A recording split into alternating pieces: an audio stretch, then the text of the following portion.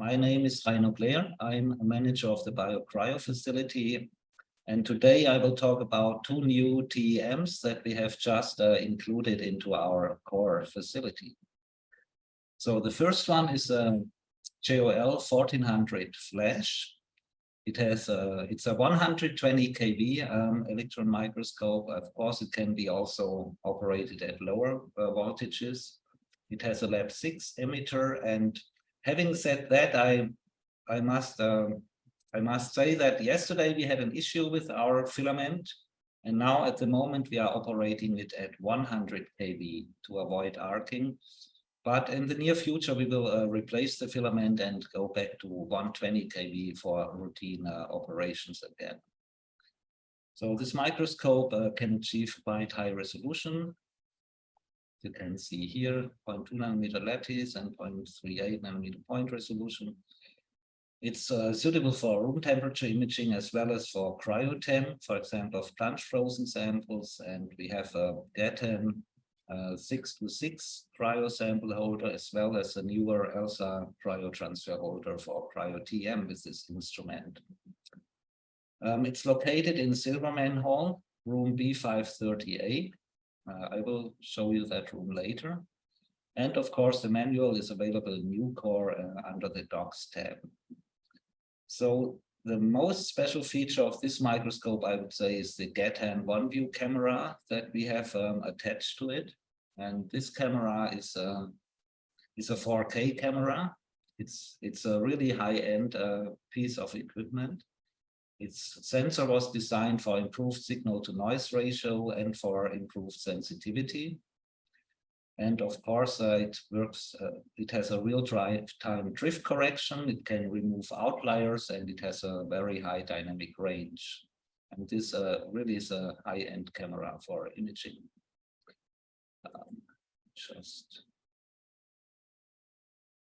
So here is, for example, shown the image on the left. On the right is without drift correction at a sample that was not very stable in the beam, a zeolite sample. On the left, you can see drift correction enabled, and the image, of course, becomes much clearer. So that can be a very useful feature. Of course, we are also testing if we can actually achieve good resolution, and with the calibration samples, we could clearly differentiate 0.3 nanometers lattice pattern here on the calibration sample. So that looks all good. It means our room does not have too many vibrations or magnetic fields that influence performance of the instrument. So for cryo-TEM, so far, we have been very happy with this instrument and its camera. Here we see a cryo-TEM image of a plunge frozen drug carrier sample. It was taken by Eric. And we found this camera gives very good contrast, even with short exposure times. And this is, of course, a great leap forward from the older system we had used before with the 1230. Another cryo example.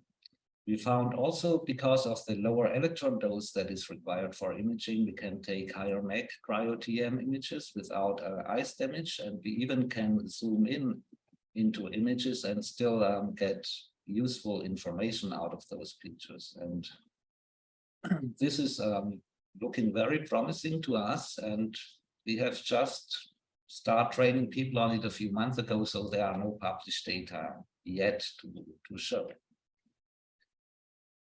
Here, so these are some images of the construction. So the TEM is located in a brand new space that was built in Silverman B530. B530 is a larger lab space. We see here some stages of development of this room.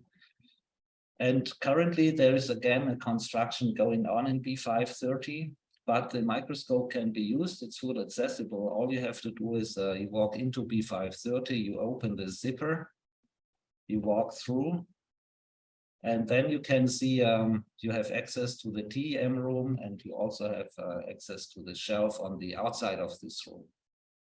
And on this shelf, we have all the equipment that is required for cryo-TEM imaging. So we have the vitrobot, we have the dry pump station, we have the cryo holders with their workstations, And we also have the liquid storage door here. And there is also a PC station on the bench that we can use for data retrieval. So all in all, this is a very nice setting because all instruments are close together, and this guarantees a smooth workflow for cryo-TEM imaging with this instrument. So that's all I can say at the moment about that. As I said, we are still gaining experience, but so far it looks really very promising. And of course, it can be used for negatively stained samples, for sections of resin-embedded bio samples or other materials, for cryo-TEM, and also we have those two cryo holders with it. And it's an ideal TEM for beginners. And once you have gained experience with this 1400, it qualifies you to be trained on the GOL 3200 FS, which I will talk about in this talk next, and also for the GOL ARMS 300. So all in all, we can say that the combination of a high-end camera with a 120 kV TEM is quite rewarding, and I'm sure that many users will be able to gather great data with this. The contacts for this instrument, first contact is Eric. If Eric is not around, then you can contact me. And our contact information is displayed on the monitor of the camera PC, of the GATAN PC, and it's also given in the manual. So again, here we see those two cryo holders. The ELSA is a relatively new holder with a new design to avoid vibrations. And this is the conventional holder that also is located close to that instrument.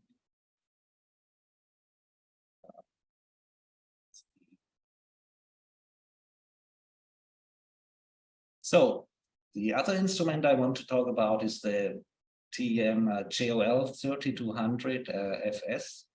And this is located in Tech AB, room AG78. That's the room next to the ARMS 300 space.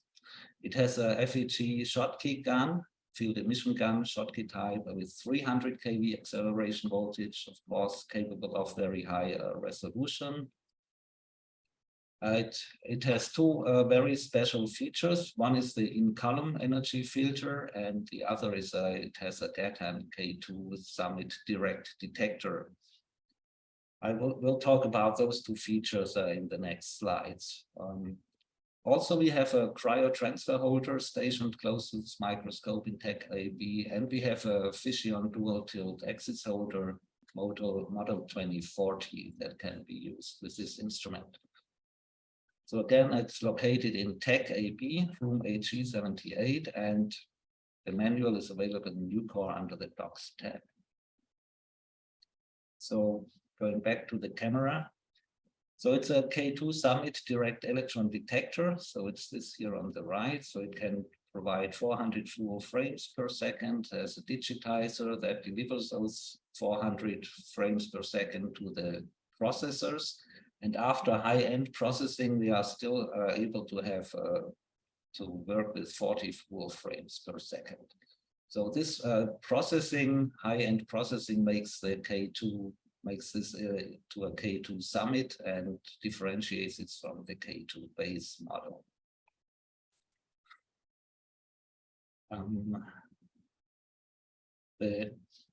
This detector can be operated in 3 different modes. So we have the linear mode, we have the counted mode, and we have the counted super resolution mode. The linear mode is a more basic mode. The counted modes involve high image processing. So how do those modes work or differentiate? So an electron enters the detector and the signal is scattered over several pixels. Now in the linear mode, the intensity of the pixels is calculated according to the charge each pixel has received, and that is the way an image is created. So this is very good for imaging where we need higher electron doses, and also for lower MAC imaging where we would have very high exposure times with the counting modes. So in counted mode, we have the same event. Electron hits the detector, signal is dispersed across several pixels, but now only one pixel is counted per electron, and all the pixels that have received lower charges, they are calculated out of the equation, and this means that we have eliminated the reading noise and we get a much clearer signal. So it's a great improvement in resolution as well as in detecting quantum deficiency.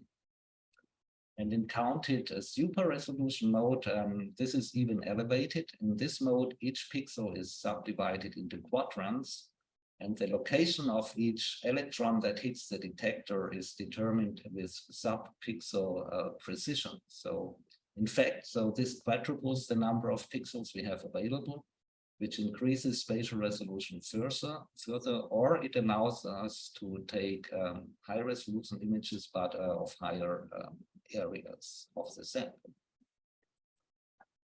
So this is really a great feature, and of course this the K2 allows us for drift correction and for recording videos. This is all about the detector. So the next feature that is very special for this instrument is a built-in in-column energy filter. And before we talk about the filter, I want just to talk a bit about energy filtering, the theory behind it. So for energy filtering, we have to consider three main events when an electron of the beam interacts with an atom of the sample. First case, the electron just goes through, is not interacting with sample atoms. Those are unscattered electrons, so they make the bright pixels in your images. The resulting energy is called E0, so there is zero energy loss. Second possible event, so the beam electron interacts with the charged field of the atomic nucleus. These electrons are deflected at a relatively large angle. They are called elastically scattered electrons. A fraction of these electrons is sorted out or blocked out by apertures. And these electrons are the dark pixels in your resulting images. So your contrast in an image basically is based on these both E0 electrons, the unscattered and the elastically scattered ones. The third important event, the most important for energy filtering, is when the beam electron interacts with an electron of an atom in the sample. So these electrons are deflected only at a very small angle, so they still contribute to the image, but they lose a specific amount of energy. So this energy loss is element specific. And the resulting energy is E0 minus delta E being the specific energy loss.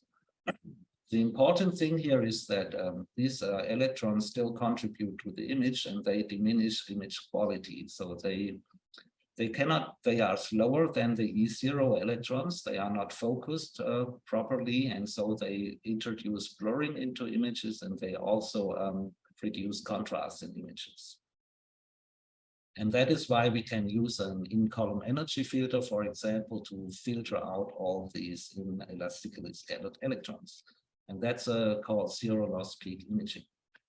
So how does this work? So we have here our microscope, that's a 3200 FS. The omega filter is installed here, right between the intermediate lens system and the projective lens system. And when we look closer at this filter, we can see it consists of 4 electromagnets. And those magnets are arrayed, assembled in a way that resembles the letter omega when it's rotated to the left. And that is why this filter is called omega filter type. So what happens now when the electrons enter the electron microscope? So electrons are released from the source. They go through the specimen, interact with it. And as we have seen, we have elastically scattered electrons. A fraction of these is filtered out. These are those electrons, are filtered out by the objective aperture. The other electrons, E0 and the electrons with the energy loss, enter the energy filter. And in this filter, the magnetic field keeps only the electrons without energy loss in the optical path, while all electrons with energy loss, they are slower, so they are exposed to the magnetic field longer, are dispersed according to their energy loss. So they have an angle to their optical axis, and this angle is larger with increasing energy loss of these electrons. What's happening then is that we can introduce a slit aperture, and this slit blocks all the inelastically scattered electrons. And so in this case, we only use the E0 electrons, which means we use only zero loss peak electrons for imaging. So I hope this was not too confusing. So here's the principle explained again, maybe a bit easier. So the blue line is the trajectory path of electrons that go through the filter without energy loss. So those are the zero loss peak electrons. The red line is electrons with energy loss, and they are dispersed along the dispersive plane here. So we can, and here below that, we can see an image of a spectrum that is created by the energy filter. So we see the zero loss peak here at the beginning, and then we see several plasmon peaks, and then with higher energy losses, we would get the element-specific peaks. So the same thing we see here. We see a high intensity zero loss peak, we see plasmon peak, and we see element-specific peaks. So the intensity of this spectrum is given here below. We can see zero loss peak has the highest intensity, and then follow the plasmon peaks with lower intensities.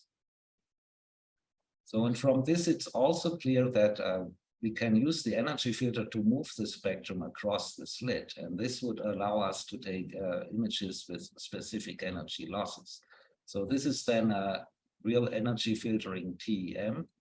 But this is a topic for a different talk. I will not talk about this today. For today, we just focus on the zero loss peak imaging for improvement of contrast and clarity of images.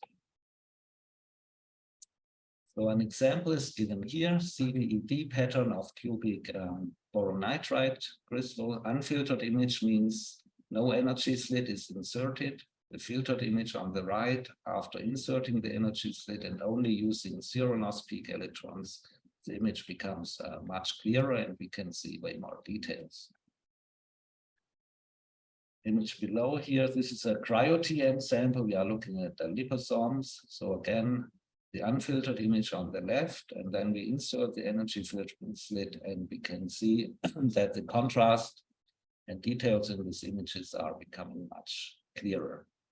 So those were samples from the JOL material. I show now some images that I have taken with this instrument. First is also a cryo sample. So lipoprotein nanoparticles, they are pretty small. With a 1230, we could not see any sample in this plunge frozen sample. With a 3200, we could see there is something, but when I inserted the energy filter slit, we got a much clearer signal. So here another image. So we got really much improved contrast, and this even without a faceplate or any other further processing.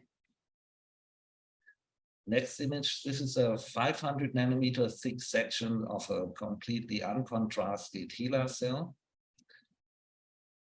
We can see a part of the nucleus. Here's the nuclear membrane. You can see here the cytoplasm with mitochondria. We can see there is a heterochromatin, which is denser than the euchromatin. And when we put in the energy filtering slit, so we get a much better image. Now we can see much better contrast because between heterochromatin and euchromatin.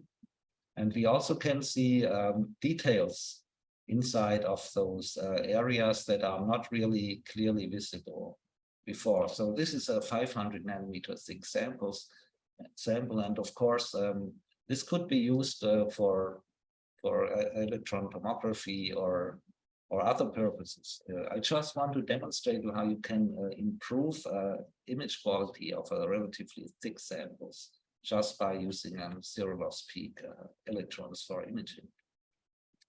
Next sample is also a biological sample. So on the left, this is an energy filtered image I took from a very thin section. This is a pancreatic cell that was also unstained, embedded in resin. And what we see here is endoplasmic reticulum that has a lot of ribosomes sitting on its surface. So this is a well-known feature of these cells. The right image here, that is a conventional processed sample where we have used osmium, where osmium was used for contrasting those features. And here, of course, we have a very nice contrast. However, sometimes we want to avoid usage of heavy metals in the sample. And so it's very interesting, or it's actually great that we can visualize those ribosomes without any stain, because ribosomes per se, they are not very electron dense. They would not scatter electrons so that they would appear dark. So I can, when we look at this image, this is an unfiltered image. We also see the endoplasmic reticulum, but we do not recognize those ribosomes sitting on these membranes. So that's quite a striking difference. Some other samples. So this is a calibration samples just to demonstrate. Yes, we can see lattice patterns in metallic samples, and we also can achieve relatively high resolution images where we can differentiate single atom arrays. So this was taken without any special precautions or so. The sample was just inserted, magnification was increased, and the image was taken. So another sample. So this is the last sample I want to show. This is actually from a user sample from Rachel Chen from the Milken Lab. Thank you for providing these images. So this is we have cubic seed nanoparticles that are used to form crystals from smaller gold nanoparticles with DNA. So we see here higher magnification, we can see those seed cubes. So, and with the 300 kV, we can even look through those seed cubic particles to see what's going on beneath and below those. And also, of course, we can take higher resolution images where we can see the lattice pattern of those smaller gold nanoparticles. So yeah, with this, that's all I can say at the moment about this instrument, 300 kV in column energy filter, direct electron detector. It's good for thicker samples, for cryo-TEM, for in situ TEM, and for low contrast samples. We have a dual-axis tilt holder and a cryo transfer holder. It's in Tech AB, room AG78. The manual is a new core, and for this instrument, I'm the #1 contact, and Eric is contact #2. So with this, yeah, here we can see the cryo transfer holder and the dual-axis tilt holder. One more thing. So lately we had issues with sample holders, and that's why I want to mention a few points that we have to consider when working with TEM holders. First, always wear gloves, of course. Always bring the goniometer to a neutral position before you remove or insert a sample holder. Always check the pin, very important. Just a few weeks ago, a pin came off in the airlock and caused a lot of damage and trouble. It took over 10 days until the microscope was back up again. And then always move the sample holder parallel to the horizontal axis of the goniometer, because when you look here, we see a bent tip, and this happens when the holder is taken out and then moved upwards before it's completely out of the airlock. So this is completely avoidable and really should never happen. If you need a refresher on procedures with handling the holders, we are really happy to tell you or to help you with that. So don't hesitate to talk to us. I know most of you do that, but sometimes, you know, sometimes things happen or someone is distracted and mishandling of things can occur. We understand that, but let us know if something is wrong with the holder, and also just try to be careful every time you use them. Yeah, with this, I must say thanks for your attention, and if you have any questions, please let me know.